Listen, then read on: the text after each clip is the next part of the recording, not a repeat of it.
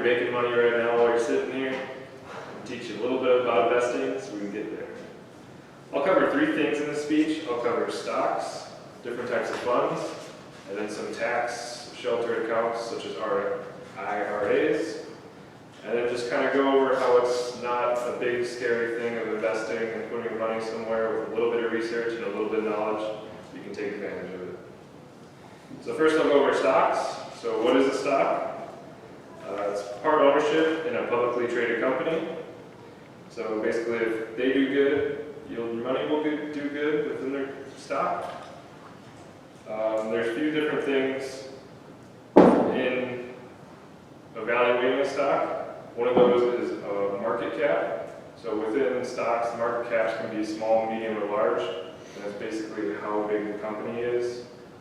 This is all, what I'll go through is pretty important when you're evaluating 2 stocks. So you want to kind of keep them in the same grouping, so same market sector, you can compare similar stocks. Another part of this is industry or sector. So sector is a large part of the economy, such as mining, construction, retail, entertainment, and banking. And the branches of that are industry. So going off of finance, there's banks, there's brokerages, there's life insurance. So there's always different categories where we break up our stocks and analyze them too.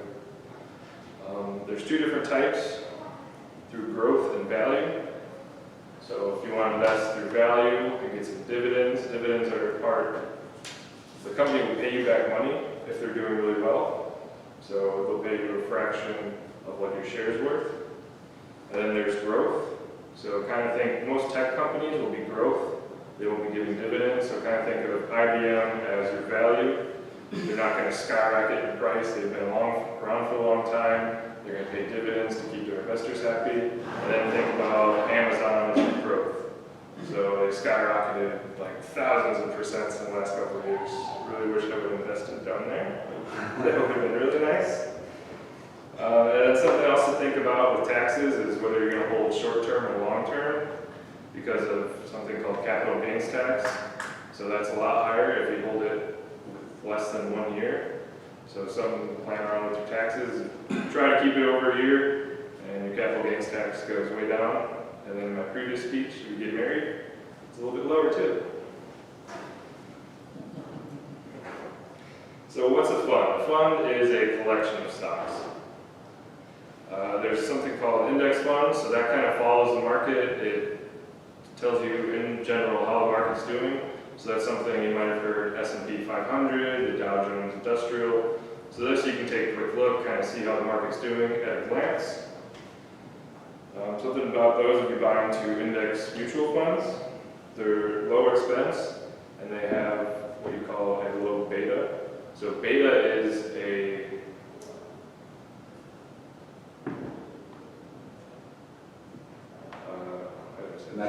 metric. Okay. That's the word I'm looking for. It's a metric that tracks how well it's going with the rest of the economy.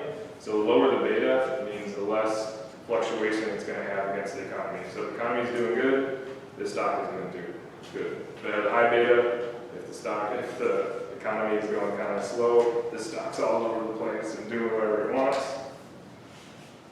Mutual funds. So there's 2 different types of mutual funds that you can invest in, and that's active versus passive. And these are with mutual funds will have an account manager, and active and passive is pretty self-explanatory, or they're watching it every day, or they're kind of hands-off, or let it run itself.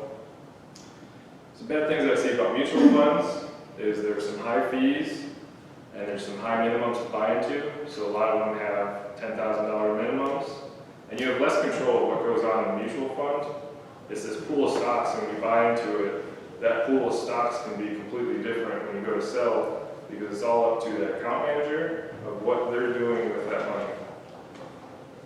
And then very few beat the market. And with these high fees, you're letting someone else take all your money, charge you for it, and they might do just as well as if you picked a single stock.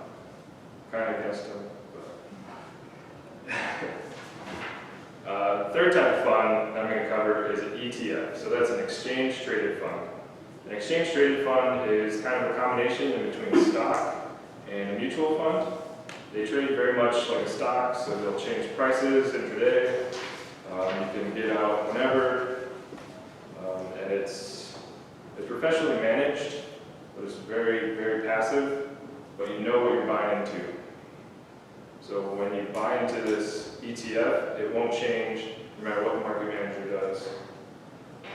And then these tend to have lower fees because they're more passive, less managed. And then with these stocks and mutual funds, there's different ways to buy them and different accounts to hold them in. So now I'll go over IRAs, and there's two different types of IRAs that I'll go over. And the big decision you have to make is, will you be in a higher tax bracket now or when you're older? And then the other biggest difference is how and when you get taxed. So a traditional IRA, you want to get that one if you'll be in a lower tax bracket at retirement. You avoid taxes on the way in, but you'll pay more on the way out. So all your capital gains will kind of pool up at the end, and then when you retire, you'll have to take required minimum distributions. So once you turn 70 and a half, you'll be required to start taking money out of this account, so you can't just, die with all this money in your account. It takes your life expectancy, and you have to take out that amount of money every year. But it can be sent to children. I'll talk more about that when we go into Roth IRAs. So Roth IRA, you want to choose if you're in the exact opposite. So you're going to be in a higher tax rate at retirement. So right now I'm just fresh out of college. I'm hoping I'm going to make more money in 50 years, or if I get to retire. The withdrawals and retirement aren't taxed. And then they're both much more flexible with early withdrawals. So with the traditional, there's fees when you want to withdraw early. And with a Roth, there's no minimum distributions. They're a lot easier to pass down. This is the main thing I think Roths are really important, is a child can open them. So grandchild, as long as they have an earned income and a W-2, they can open up a Roth IRA and deposit as much earned income as they have. So it has to be a regular job, so they can't be washing dishes at your home for like $150 an hour. IRS will pick up on that. But if you're starting to pay them, like mowing the lawn, $10 an hour, they can start putting that in a Roth IRA, and then when they're 80, they'll have that $100 a week compounded for 80 years, which is pretty insane, if I had a child. And then how to get started. So me and my dad were having this conversation earlier this week, and he was always scared to go open an account. You have to get a broker, you have to do all these things, and now it's really easy. You type it in online, and you can open up a few in a matter of minutes if you want to. So the market's expanded so much, and it's so easy just to open up all these accounts and start trading with little knowledge, which makes it pretty scary because anyone can impact the market with knowing little knowledge. To wrap it all up, we'll take these tax shelters, can hold different kinds of investments such as mutual funds, index funds, ETFs, and within those funds, they go into stocks. And then my biggest advice on investing is focus on what you know. So like Turtle Beach is a big one that came up with this skyrocket in Fortnite. Turtle Beach took off. So whatever you're interested in, kind of like you were talking earlier, see what's around you and what's taking off, and start looking at those companies, how well they're doing, and invest in what you know. And then I will and cannot be held liable for any action you take because of anything you heard here. Thank you. J Sobel, and fellow Toastmasters, I thank you for those wise words on investing. I have spent much of the last 6 months or so thinking about investing, and I'm glad you explained the difference between a Roth and a traditional IRA, because that was flustering me not too long ago. I ended up deciding to split my money evenly between the two of them. You'll have to let me know afterwards if that was a good idea.